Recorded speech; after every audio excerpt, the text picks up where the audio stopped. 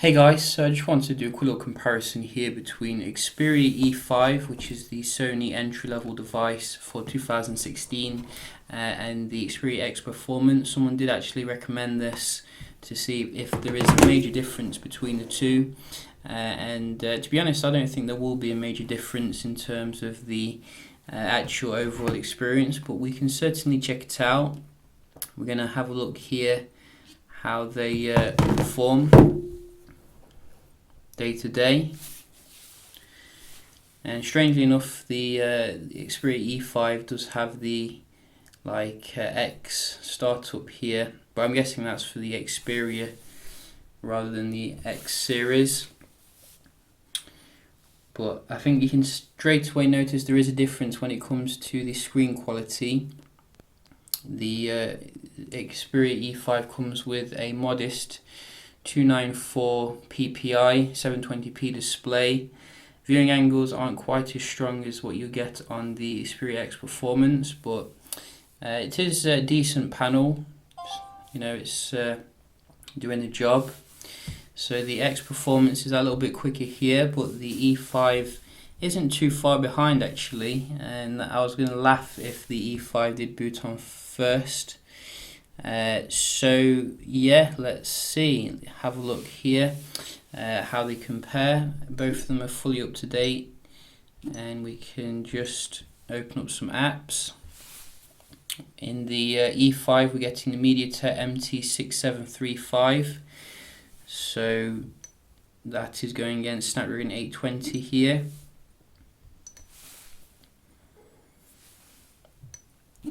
And so far you can see the X Performance is justifying being about 3 times as expensive, or 2.5 times.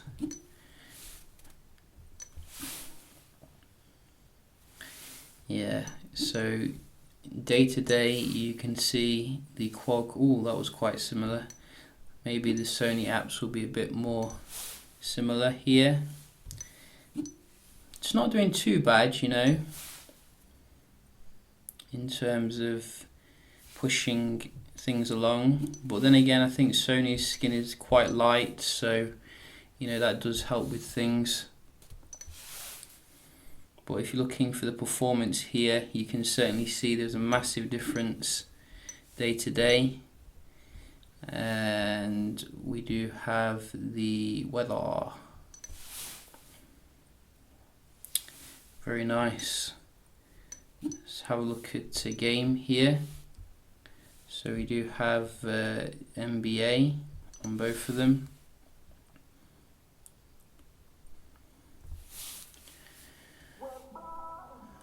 One area of concern I have about the E5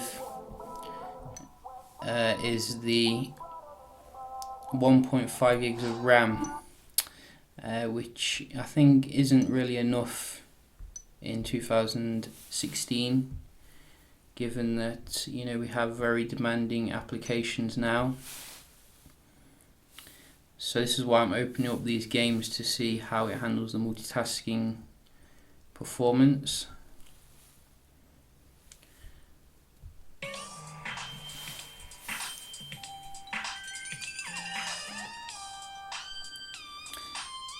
But yeah, the X Performance here is very dominant after 5 years when it comes to comparing here, but not everyone really cares about having the fastest phone on the market. They want to know if it gives a good overall performance. Want to see the camera, the battery, etc., which I will be checking out on the E5. We can just have a look at the Wi-Fi performance, how it compares against its elder brother here. So strangely enough, the E5 does actually come with some nice things that you don't expect for this particular price range. We're getting full 5G support for the Wi-Fi, but that is a rather low score here. I was expecting a little bit better there, because usually with the 5G connection you're going to get, on my connection, at least 100. You can see that X Performance isn't messing around here.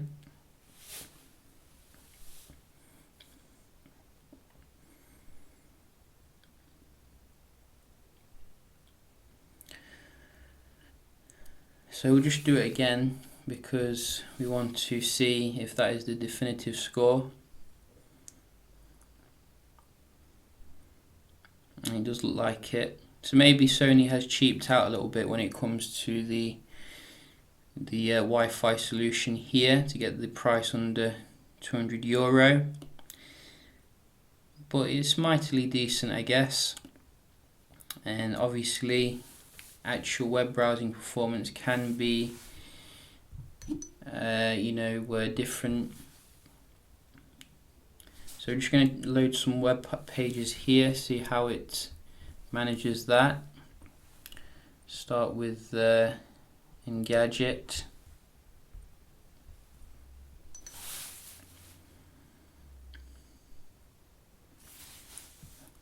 Nice.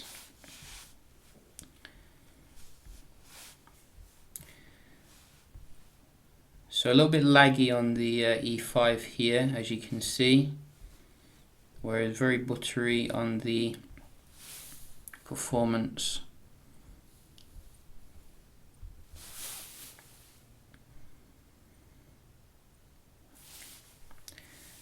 So quite clearly here you can see the Performance loading the page much faster and very responsive.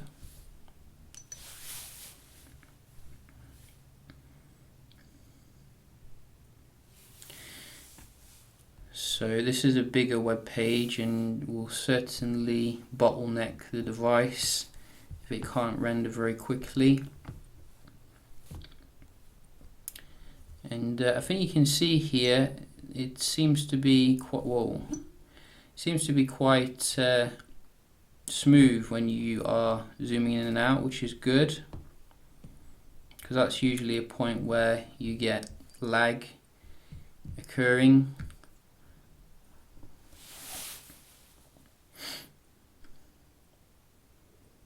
Quicker here for this particular page.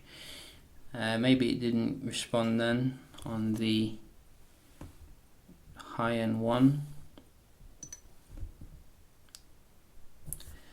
but quite definitive here. You can see the performance gains of having Snapdragon 820, but by no means it's bad. I'm not going to be too hard on it. €200 at the end of the day.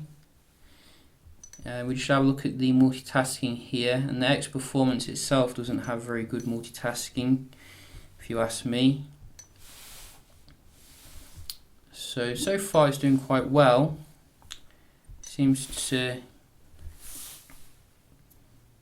be nearly the same on a paltry amount of RAM.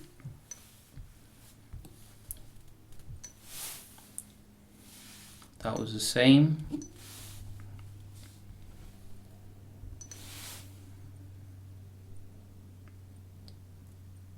Going back into the camera, a little bit laggy. Let's have a look at the games.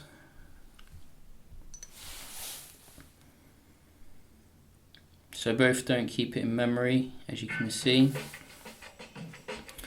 But the Performance does, as you can see, recover a lot faster. And the other game on the East Coast kept it in memory, didn't here. So a little bit better there for the multitasking, but still, improvement can be made generally, I think, when you consider. But I think overall so far, you can see there are compromises here when it comes to the Wi-Fi speed as well as the processor speed. In terms of the actual phone itself, like the build quality, it's not an offensive design, but it's not necessarily gonna set your pulse racing, shall we say. It's coming with a very kind of typical, like, minimalistic Sony design here. They have gotten rid of the Sony logo. You can see an NFC label on the back. We do have a speaker as well at the bottom, but you don't get that on the X Performance. You get a physical shutter button on the X Performance, which I would have liked to have seen as well for your, photos. We also get waterproofing. I have frozen this for like 6 hours and it's not had any issues since, so fingers crossed, it is waterproof, but this isn't.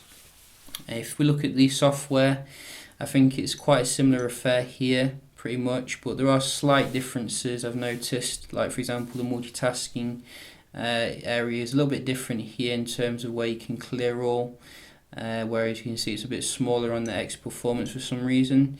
Both have gotten rid of the small apps ability, and I think you can search and manage apps quite similar here. Big differences when it comes to the camera though. You can see on the X Performance you do get a hell of a lot of different modes, but no 4K unfortunately, so that is pretty annoying, as well as predictive autofocus, whereas this doesn't come with anything special really, just full HD, but it does come with HDR, which is quite nice to see on this price range. We can just also have a look at the audio settings to see the differences. So we do have Walkman on both of them, and in the Walkman settings you'll see there is some slight differences I think here. I think you get the high-res audio support obviously on the high-end Sony models, but we don't get that on the E5. You do get Clear Audio Plus, which is nice, as well as sound effects such as your equalizer, but no S-Force front surround sound as well. And I don't think you get the earphones kind of optimization that you do get on the Xperia X as well, like mic sensitivity, things like that. But I think you do get profiles here a little bit, so maybe there is a little bit of optimization.